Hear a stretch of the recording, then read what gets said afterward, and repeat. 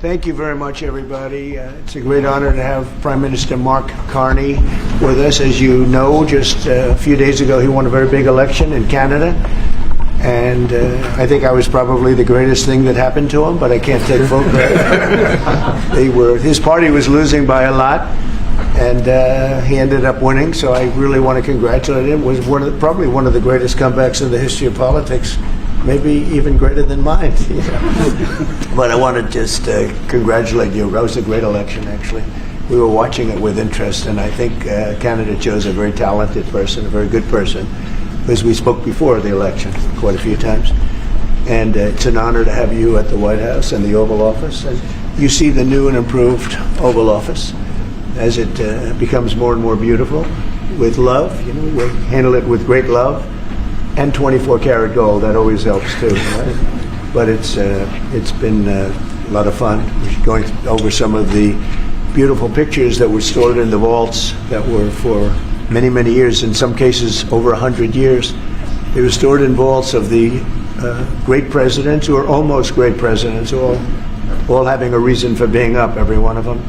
So it's very interesting. But I just want to congratulate you, and ran a really great race. I watched the debate. I thought you were excellent, and I think we have a lot of things in common. We have some tough points to go over, and that'll be fine. We're going to also be discussing Ukraine, Russia, the war, because Mark wants it ended as quickly as I do. I think it has to end. We had some very good news last night. The Houthis have announced that they are not, or they've announced to us at least, that they don't want to fight anymore. They just don't want to fight, and we will honor that. And we will stop the bombings, and they have capitulated. But more importantly, we will take their word. They say they will not be blowing up ships anymore, and that's what the purpose of what we were doing. So that's just news. We just found out about that. So I think that's very, very positive. They were knocking out a lot of ships going. As you know, sailing beautifully down the various seas. It wasn't just the canal, it was a lot of other places. And I will accept their word, and we are going to stop the bombing of the Houthis, effective immediately. And Marco, you'll let everybody know that, okay? Do you have something to say about that, by the way? It's a pretty big announcement. Yeah, this was always a freedom of navigation mission. A band of individuals with advanced weaponry that were threatening global shipping, and the job was to get that to stop. And if it's going to stop, then we can stop. And I think it's an important development. And we'll have, maybe before we're going to, as you know, the Middle East, Saudi Arabia, we're going to UAE and Qatar, and that'll be, I guess, Monday night. Some of you are coming with us. I think before then we're going to have a very, very big announcement to make, like as big as it gets, and I won't tell you on what, but it's going to, and it's very positive. I tell you if it was negative or positive. I can't keep that out. It is really, really positive, and that announcement will be made either Thursday or Friday or Monday before we leave. But it'll be one of the most important announcements that have been made in many years about a certain subject, very important subject. So you'll all be here. Mark, would you like to say a few words? Well, thank you, Mr. President. I'm on the edge of my seat, actually. But thank you for your hospitality and above all for your leadership. You're a transformational president, focus on the economy with a relentless focus on the American worker, securing your borders, ending the scourge of fentanyl and other opioids, and securing the world. And I've been elected with my colleagues here, with the help of my colleagues here. I'm going to spread the credit to transform Canada.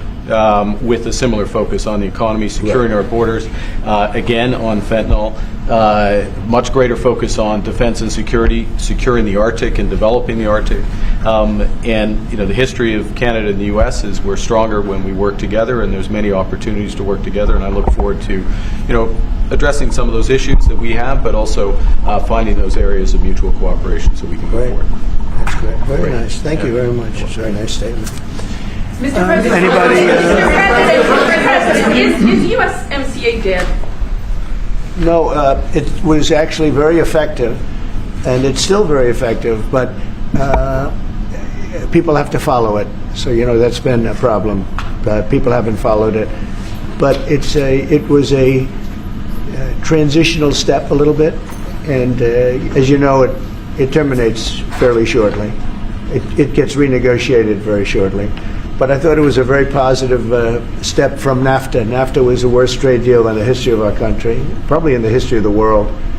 And this was a transitional deal, and we'll see what happens. We're going to be starting to possibly renegotiate that if it's even necessary. I don't know that it's necessary anymore, but it served a very good purpose. And the biggest purpose it served is we got rid of NAFTA. NAFTA was a very unfair deal for the United States. A very, very terrible deal. It should have never been made. It was made many years ago, but it should have never been made. Canada and the United States. Would you like to see your first trade deal be with Canada? Our neighbors in the world? I would love that. Look, I have a lot of respect for this man, and I watched him come up in a sense through the ranks when he wasn't given much of a chance, and he ran a really great campaign. He did a really great debate. I think that debate was very helpful. I was going to raise my hand. I don't know if that's good or bad. I shouldn't say that. That might hurt you. But no, he ran a really great election, I thought. And yeah, something could happen. Something could happen. Yeah, please. What's the top concession you want out of Canada? The top concession you want out of Canada? Concession? Yes. Friendship. But that's not a concession. No, we're going to be friends with Canada. Regardless of anything, we're going to be friends with Canada. Canada is a very special place to me. I know so many people that live in Canada. My parents had relatives that lived in Canada, my mother in particular. And I love Canada. I have a lot of respect for the Canadians. Wayne Gretzky, how good, the great one. You happen to have a very, very good hockey player right here on the Capitals, who I have a lot of respect. He is a big, tough cookie, too. Just broke the record. And he's a great guy, and we had the team here, and I got to know a lot of the players. But now Canada is a very special place. Yeah, please. Mr. President, and Mr. Prime Minister, I'd like to get your response to this too. But Mr. President, you have said that Canada should become the 51st state. Were you joking? No. Well, I still believe that, but it takes two to tango, right? But no, I do. I believe it would be a massive tax cut for the Canadian citizens. You get free military, you get tremendous medical cares and other things. There would be a lot of advantages, but it would be a massive tax cut. And it's also a beautiful, as a real estate developer, I'm a real estate developer at heart. When you get rid of that artificially drawn line, somebody drew that line many years ago with like a ruler, just a straight line right across the top of the country. When you look at that beautiful formation when it's together, I'm a very artistic person, but when I looked at that beauty, I said, that's the way it was meant to be. But, I do feel it's much better for Canada. But we're not going to be discussing that unless somebody wants to discuss it. I think that there are tremendous benefits to the Canadian citizens, tremendously lower taxes, free military, which honestly we give you essentially anyway because we're protecting Canada if you ever had a problem. But I think it would really be a wonderful marriage because it's two places that get along very well. They like each other a lot. Well, if I may, as you know from real estate, there are some places that are never for sale. That's true. We're sitting in one right now, Buckingham Palace that you visited as well. That's true. And having met with the owners of Canada over the course of the campaign last several months, it's not for sale, won't be for sale ever. But the opportunity is in the partnership and what we can build together. And we have done that in the past. And part of that, as the President just said, is with respect to our own security. And my government is committed for a step change in our investment in Canadian security and our partnership. And I'll say this as well, that the President has revitalized international security, revitalized NATO, and us playing our full weight in NATO, and that will be part of it. And they have, I must say, Canada is stepping up the military participation because Mark knew, they were low, and now they're stepping it up, and that's a very important thing. But never say never. Never say never. You're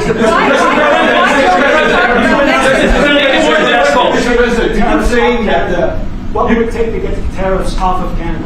Well, we'll be talking about different things. Like, we want to protect our automobile business, and so does Mark. But we want to make the automobiles, and we want to, we have a tremendous abundance of energy, more than any country. We have, just in Alaska alone, Anwar has been reopened now. Anwar is probably the largest find anywhere in the world. They say it's larger than Saudi Arabia. I don't know, but it's a lot. But we have tremendous amounts of energy. Other countries don't. We're both lucky in that way. They have energy. We have energy. We have more than we can ever use and more than we could ever sell, actually. And you have the same thing. So we're two countries that are very lucky. If you look at China, they don't have that. It's a big disadvantage. Other countries, most countries don't have. Most countries don't have that. So Canada and us, we have a lot of advantages over other places. When you consider what Mr. Carney just said, that Canada is not for sale, does this make the discussion a little more difficult to start on? No, not at all. No, not at all. No, time will tell. It's only time. But I say never. I've had many things that were not doable, and they ended up being doable, and only doable in a very friendly way. But if it's to everybody's benefit, Canada loves us and we love Canada. That's, I think, the number one thing that's important. But we'll see. I mean, over time, we'll see what happens. Mr. President, China. I was hoping you can clarify something. Earlier this morning on Capitol Hill, Secretary Bessent said that there had been no negotiations yet with China. You have said something different. They want to meet, and they're doing no business right now. And those ships are turning around in the Pacific Ocean. Big turn. Those are big ships. Those ships take about 10 miles to turn. And, we lost $1 trillion to China on trade because of an incompetent president that we had who preceded me, grossly incompetent. You're finding it out more and more now. And by not trading, we're losing nothing. So we're saving $1 trillion. It's a lot. But they want to negotiate, and they want to have a meeting, and we'll be meeting with them at the right time. But you haven't met with them yet. I have not met with them, of course. You would know if I met. I'd tell you. They want to meet, but, we are right now. Look, they're suffering greatly. Their economy is suffering greatly because they're not doing trade with the U.S. And they made most of their money off the U.S. Don't kid yourself. They don't make the money off other countries like this. And they were making. We had a trade imbalance. We had a deficit, or they had a surplus. Another way of saying it, of more than $1 trillion. Think of it, more than $1 trillion. And because of 145%, that's the only reason, but because they have now 145% tariff, there's no trading. You can't trade with 145%. We are, therefore, making, in a certain way, I guess, $1.1 trillion. In other words, we're not losing $1.1 trillion. Our deficit is much better. When I started, I say we were losing billions of dollars a day on trade. That's rapidly turning around. We looked at numbers this morning. So we were losing, the United States during Biden was losing more than, I won't even give you numbers because they're so embarrassing, but billions of dollars a day on trade. Those numbers are rapidly turning between the tariffs. Don't forget, we're now getting 25% on cars, 25% on aluminum, 25% on steel, and maybe more importantly, massive numbers of companies are moving into the United States. Honda, we have the car companies are moving in at levels we've never seen before. The biggest investment ever made in the United States is being made right now. Trillions of dollars. I would say we could be at $9 trillion. You could go back to other presidents. They haven't had $1 trillion for their entire term. Look at Biden. He had bad numbers. People were leaving. They weren't coming in. They were leaving with Biden, and he didn't know the difference. The only thing he knew is people coming in. You know who they were? Illegal immigrants. Okay, from prisons, from mental institutions, from all sorts of places that weren't good, from gangs, from Venezuela. They were coming in and they were criminals and murderers, 11,888 people that murdered, and at least half of them murdered more than one person. This is what Biden led into our country. I'm bringing in big companies. We have Apple is investing $500 billion.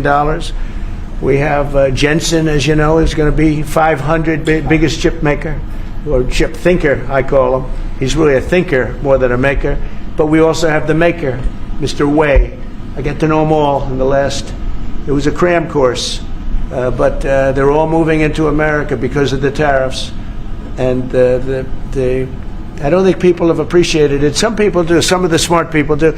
So we have more money coming in. It's really an amazing thing. We have more money being invested in the United States now than at any time ever before in our history, and it's not even close. And I think the real number could be 9 or 10 trillion. We don't know everybody that's doing it. We have many. I just heard about a plant that's being built right now, a very, very top of the line company, and they didn't come to the White House. They're just doing it because they're making it, because if they build here, there are no tariffs. And this is the big market. This is the market. That sets us apart from it. This is the market where everyone wants to be. Now, if I didn't come here and do this, all of a sudden we wouldn't be the market where everyone wants to be. So we're able to do it in time. But we're going to have a great announcement. And I'm not necessarily saying it's on trade. Going to the beginning, we're going to have a great announcement over the next few days, an announcement that will be so incredible, so positive. And I'm not saying, I don't want you to think it's necessarily on trade. Just to finish, we also have a situation, because everyone says, when are you going to sign deals? We don't have to sign deals. We could sign 25 deals right now, Howard, if we wanted. We don't have to sign deals. They have to sign deals with us. They want a piece of our market. We don't want a piece of their market. We don't care about their market. They want a piece of our market. So we can just sit down, and I'll do this at some point over the next 2 weeks, and I'll sit with Howard and Scott and with our great vice president, who has done a really good job. We have some good news to report on a lot of fronts. But JD will be there, and Marco, and we're going to sit down and we're going to put very fair numbers down, and we're going to say, here's what this country, what we want, and congratulations, we have a deal. And they'll either say, great, and they'll start shopping, or they'll say, not good, we're not going to do it. And I said, that's okay, you don't have to shop. Now, we may think, well, they have a right, that maybe we were a little bit wrong, so we'll adjust it. And then you people will say, oh, it's so chaotic. No, we're flexible. But we'll sit down, and we'll, at some point, in some cases, we'll sign some deals. It's much less important than what I'm talking about. For the most part, we're just going to put down a number and say, this is what you're going to pay to shop. And it's going to be a very fair number. It'll be a low number. We're not looking to hurt countries. We want to help countries. We want to be friendly with countries. But you keep writing about deals. When are we going to sign? When? It's very simple. We're going to say, in some cases, we want you to open up your country. In some cases, we want you to drop your tariffs. I mean, India, as an example, is one of the highest tariffs in the world. We're not going to put up with that. And they've agreed already to drop it. They'll drop it to nothing. They've already agreed. They would have never done that for anybody else but me. So we're going to put down some numbers, and we're going to say our country is open for business. And they're going to come in, and they're going to pay for the privilege of being able to shop in the United States of America. It's very simple. It's very simple. So I wish they'd keep, stop asking, how many deals are you signing this week? Because one day we'll come and we'll give you 100 deals. And they don't have to sign. All they have to do is say, oh, we'll start sending our ships right now to pick up whatever we want, or to bring whatever we want. It's very, very simple. And I think my people haven't made it clear. We will sign some deals. But much bigger than that is we're going to put down the price that people are going to have to pay to shop in the United States. Think of us as a super luxury store, a store that has the goods. You're going to come and you're going to pay a price, and we're going to give you a very good price. We're going to make very good deals, and in some cases we'll adjust. But that's where it is. And we've been ripped off by everybody for 50 years. And we're just not going to do that anymore. We can't do that. And we can't let any country do that to us. We're just not going to do it anymore. On the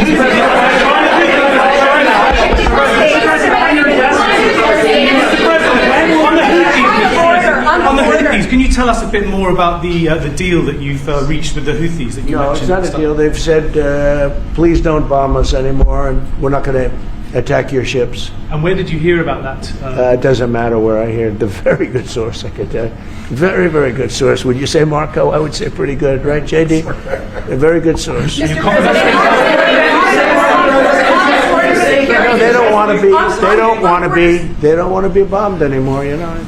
Sort of thought that would happen. Behind you, please. Clarifying something you said on USMCA. Is the U.S. prepared to walk away from that pact? But what back? USMCA. No. It's fine. It's there. It's good. We use it for certain things. It's there. We have the USMCA is a good deal for everybody.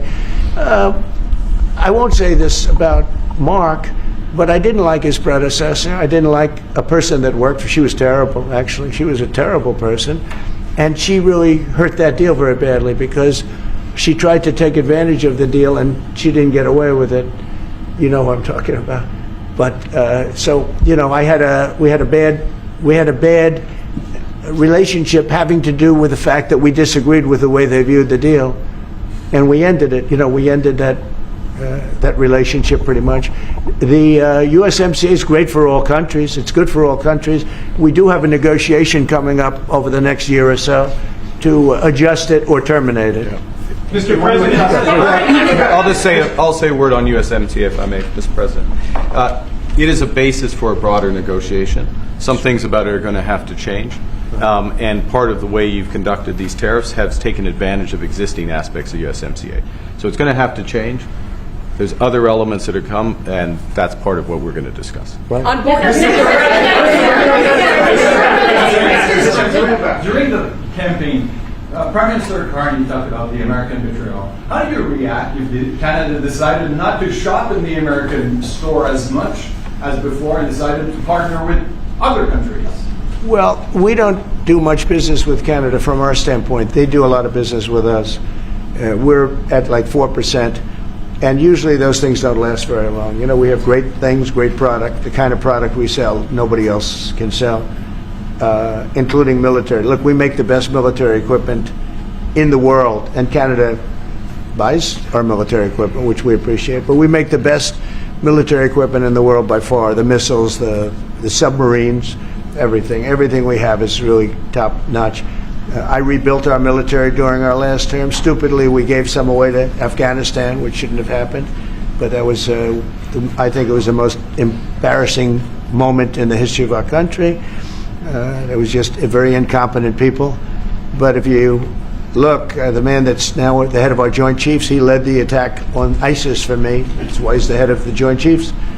And Raisin Kane, he was unbelievable. And as you know, we defeated ISIS in 3 weeks. It was supposed to take 5 years. We did it in 3 weeks. And he ran the campaign. I said, I like him. But I knew him before. I went to Iraq, and we agreed to a plan, and that was the plan. And as you know, we did it in record time. So we have the best equipment in the world. We have a lot of things. And but Canada, it does a lot more business with us than we do with Canada. Yeah. Mr. President, your investments, Mr. President. When do you think the investments that you've announced, the trillions, will finally hit the economic data this year? When you're saying about the tariffs? No, about the investments that you've announced. You've announced. Oh, it's hitting right now. Look, they're already starting AI plants. These are not people that look for financing. That's a good thing. You know, in real estate, you get a site, then you have to look for financing. You have to get your zoning. You know, 5 years later, you start building. You get a bank, then the bank's no good. These people have massive amounts of cash. The CHIPS Act was a ridiculous thing because that doesn't get them to build. All we did is hand very wealthy companies money. The CHIPS Act that was done by Biden, billions. We give them billions of dollars. They don't even have to do anything with it. And then if you weren't, if you didn't have, and I don't want to be a wise guy, but if you didn't go with the DEI, if you didn't go with all of the different things woke, if you weren't woke, you couldn't even use the money.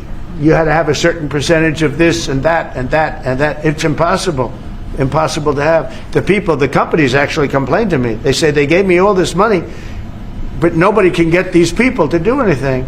I mean, look, President Obama, and if he wanted help, I'd give him help because I'm a really good builder and I build on time, on budget. He's building his library in Chicago. It's a disaster. And he said something to the effect, I only want DEI, I only want woke. He wants woke people to build it. Well, he got woke people, and they have massive cost overruns. The job is stopped. I don't know. It's a disaster. And I don't like that happening because I think it's bad for the presidency that a thing like that should happen. He's got a library that's a disaster. And he wanted to be very politically correct, and he didn't use good, hard, tough, mean construction workers that I love, Marco. I love those construction workers. But he didn't want construction workers. He wanted people that like never did it before, and he's got a disaster in his hands. Like millions of dollars, really many millions of dollars over budget. And I would love to help him with it, or somebody else. I could recommend professionals. But it was not built in a professional manner. By the way, nor was in California a little train going from San Francisco to Los Angeles that's being run by Gavin Newsom, the governor of California. Did you ever hear of Gavin Newsom? He has got, that train is the worst cost overrun I've ever seen. It's like totally out of control. So then they said, all right, we won't go into San Francisco. We'll stop 25 miles short. And we won't go into Los Angeles. We'll stop 25 miles short. It's hundreds of billions of dollars for this stupid project that should have never been built. And then they realized that it would have been a lot less costly if we just gave limousine service back and forth and gave it free. They would have saved hundreds of billions of dollars. They have airplanes that go there for one 1/100th the cost, and they have cars. They have a thing called the highway that goes back and forth. It's not fully utilized. And they got involved with this project. And Gavin, I always liked Gavin. I had a good relationship with him. I just got him a lot of water. I sent in people to open up that water because he refused to do it. And we just got him a lot of water. If they would have had that water, and if they would have done what I said to do, they wouldn't have had the fires in Los Angeles. Those fires would have been put out very quickly.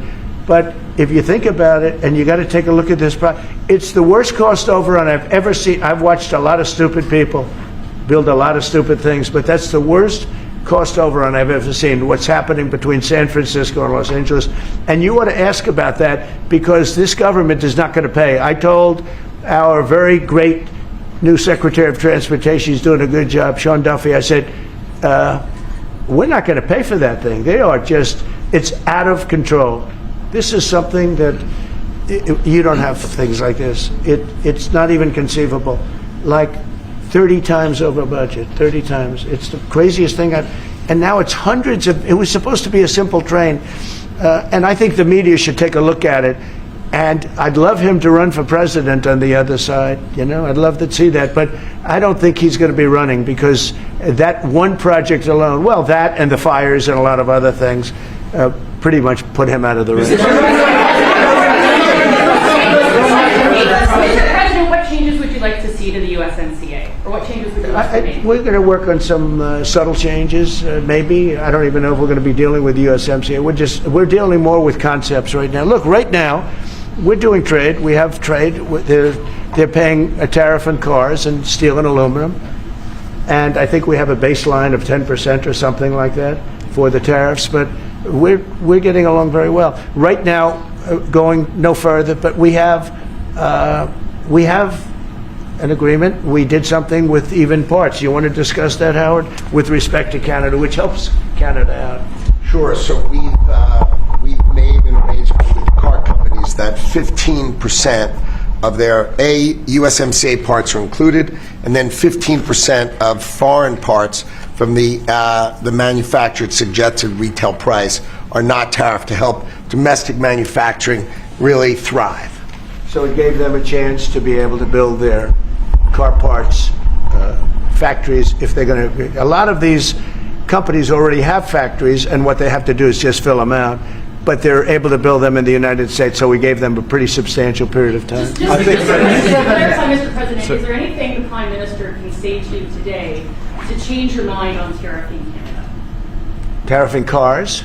Tariffing Canada. Is there anything he could say to you in the course of your meetings with him today that would get you to lift tariffs on Canada? No, Why not?